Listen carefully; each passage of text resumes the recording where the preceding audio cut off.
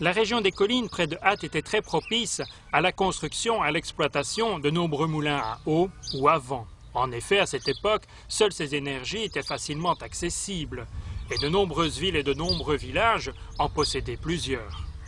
Aujourd'hui, ces énergies propres ont été remplacées par des énergies, disons, plus rentables et de nombreux moulins ont malheureusement disparu. Mais la ville d'Ath a mis un point d'honneur à rénover un des fleurons de cette époque. Une équipe de fanatiques, les Blancs-Mounis, font tourner le moulin d'Ostiche, véritable petit bijou dans un écrin de verdure.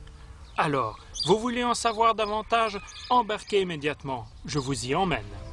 Tournez maintenant à droite. Suivez la route sur 3 km. Tournez à droite à 250 mètres, puis vous avez atteint la destination.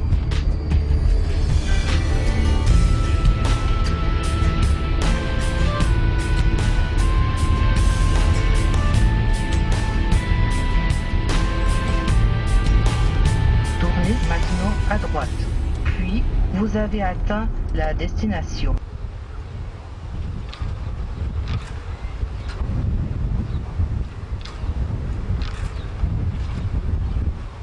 Je fais partie de l'équipe des Blancs-Mounis qui s'occupe de mettre en évidence ce moulin, de le faire vivre. La restauration du moulin et le rachat d'abord du moulin dépendent de la commune d'Ath, donc qui a voulu en faire un instrument qui fonctionne à titre didactique, simplement pour montrer aux gens, montrer aux jeunes aussi ce qu'était le passé agricole de notre village.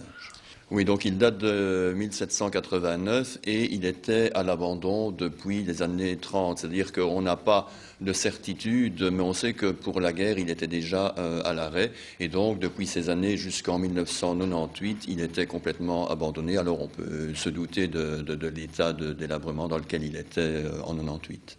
En 98, la commune d'Ath rachète le moulin et en 2000, le 1er juillet 2000, il est en état de fonctionnement. Et depuis donc, nous l'utilisons, nous le faisons travailler dès que le vent le permet, bien sûr. Nous pouvons moudre du blé, nous ne faisons que le blé, bien sûr, et à titre didactique, encore une fois, mais nous avons parmi les membres de notre groupe 3 Blancs-Mounis qui ont suivi les cours de meunerie et qui ont donc obtenu leur diplôme officiel de meunier. Et donc, c'est pour dire que nous voulons faire un travail sérieux quand nous mettons en évidence le moulin. Et quand on parle de moulins à vent, il y a 2 types de moulins bien distincts.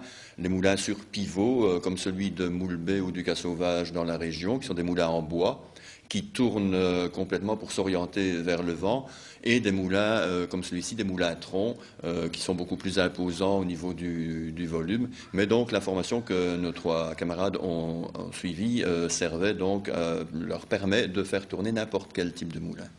Dans la région d'Ath, il y avait beaucoup de moulins. Oui, parce que chaque agriculteur produisait son blé, mais produisait son blé avec comme premier objectif de gagner sa croûte, c'est-à-dire de produire ce qui lui était nécessaire pour vivre. Donc le blé passait par la ferme, bien sûr, était monté sur un grenier, le mot grenier vient du mot grain d'ailleurs, et l'agriculteur s'en servait avant tout pour se nourrir.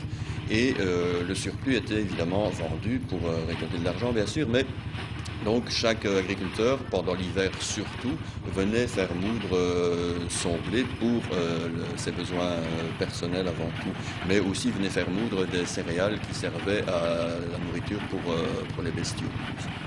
La commune d'Ath a fait appel à M. Jean Bruggemann de Villeneuve-d'Ascq, qui est un molinologue, qui est un passionné de moulins, et qui, en fonction de ce qu'il a pu retrouver sur place et en fonction de ce qu'il a pu avoir comme renseignement dans d'autres moulins, a refait des plans qui ont permis d'établir des choses qui ressemblent le plus possible à ce qui existait ici au moulin. Pour quelle raison on a abandonné la force motrice du vent, une force motrice qu'on redécouvre à notre époque avec les éoliennes? Oui, mais je vous disais tout à l'heure, le vent c'est un petit peu aléatoire et c'est aussi un peu plus dangereux. C'est-à-dire qu'un moulin à eau, par exemple, comporte nettement moins de risques parce qu'on peut régler le débit. Tandis qu'un moulin à vent, évidemment, dépend des caprices d'éole. Et il faut se dire aussi que, d'ailleurs, c'est la première chose que les candidats meuniers apprennent, c'est lire le ciel. Et donc il faut toujours être très prudent parce que il faut voir venir des accélérations du vent, des petites tempêtes entre guillemets. Et donc tout ça sont des choses qui sont importantes. Et le fait, encore une fois, que à une époque, d'autres énergies étaient remplacées favorablement à l'énergie du vent.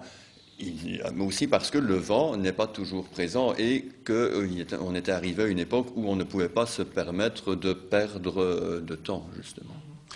Les anciens, en construisant ce moulin à cet endroit, avaient une sorte de connaissance. C'est le meilleur endroit de la région?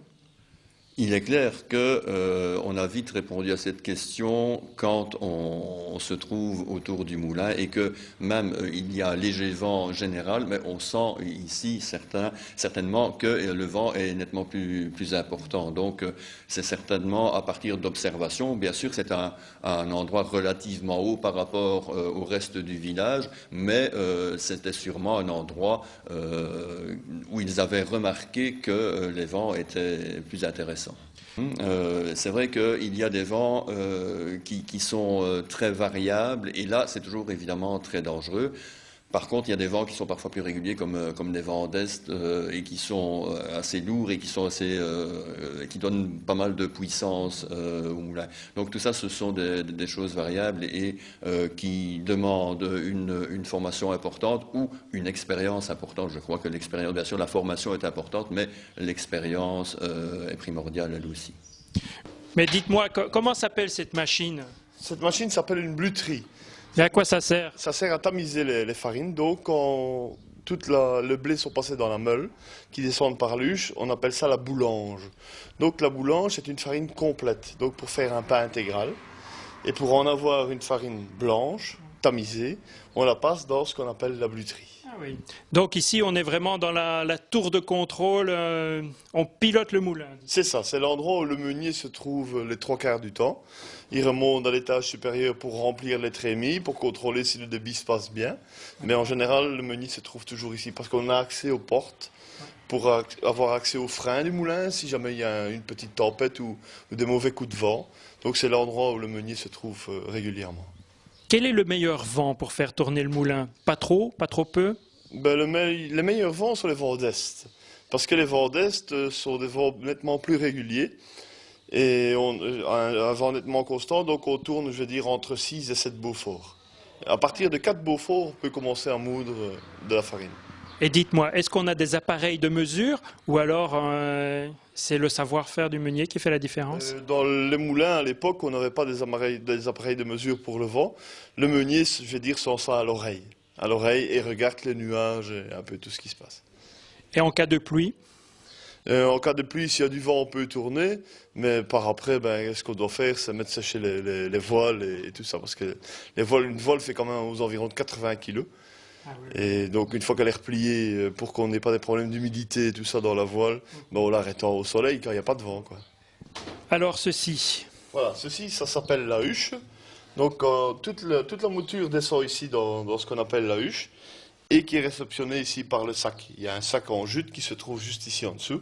Et toute la boulange descend. Donc vous avez ici, ça c'est ce qu'on appelle de la boulange. C'est une mouture complète.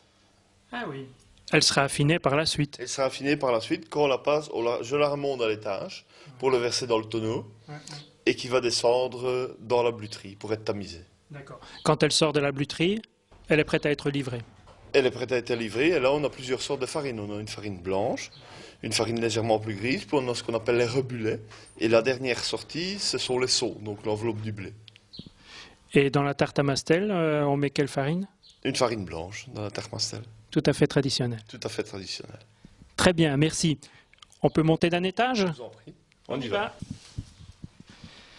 Alors, nous voici un étage plus haut. Eh bien, dis donc, une sacrée mécanique. Oui, c'est ici sur l'étage des meules. On appelle ça la chambre des meules. La seule pièce donc, de la restauration du moulin qu'on a gardée ici, c'est l'arbre vertical qui se trouve là. parce que la toiture était complètement percée. Et lui, étant donné qu'il était bien vertical, l'eau s'est toujours écoulée et on l'a conservé, quoi. C'est la pièce du moulin qu'on a conservée. Donc il date de 1789.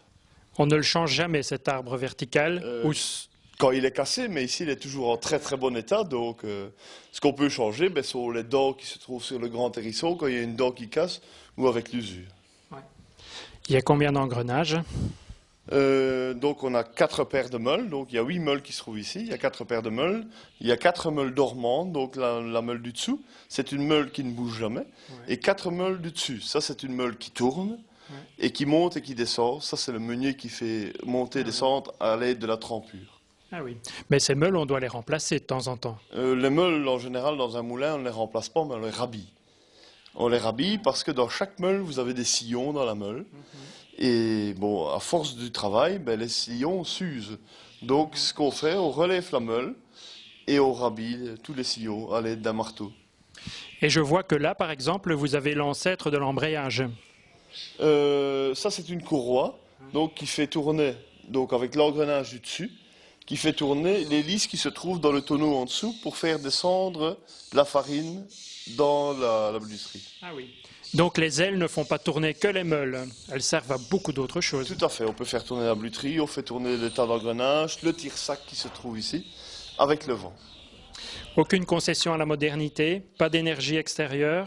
Il n'y a aucune énergie extérieure dans ce moulin. Tout à part l'éclairage. avec le vent et l'éclairage. On peut encore monter d'un étage? On peut encore monter d'un étage, sans problème. On y va. Alors ici, nous sommes au dernier étage. C'est ça, ici nous sommes au dernier étage, il y en a encore juste un. Là, il n'y a que le meunier qui peut monter. C'est juste dans la tête du moulin, c'est l'endroit où on doit graisser, je veux dire, une partie du mécanisme. Parce que la tête du moulin repose la tête en fonte repose dans une pierre bleue. Et pour que ça ne grippe pas, on doit graisser ça régulièrement. Enfin, je veux dire, c'est à force de nombre de tours et tout ça. On graisse en ce fonction-là. Ici sont tous les engrenages du tire-sac, les engrenages pour je vous ai montré tout à l'heure pour le tonneau, pour la bluterie. Ça ici, c'est vraiment le dernier endroit, je veux dire. Jamais de problème de surchauffe? Il y a juste le frein qu'il faut surveiller, parce que quand on a des grands vents, c'est du fer, c'est une plaque en fer, je veux dire, un cercle en fer qui tourne sur du bois. Et bon, donc ce qu'il faut faire, c'est le freiner le plus rapidement possible.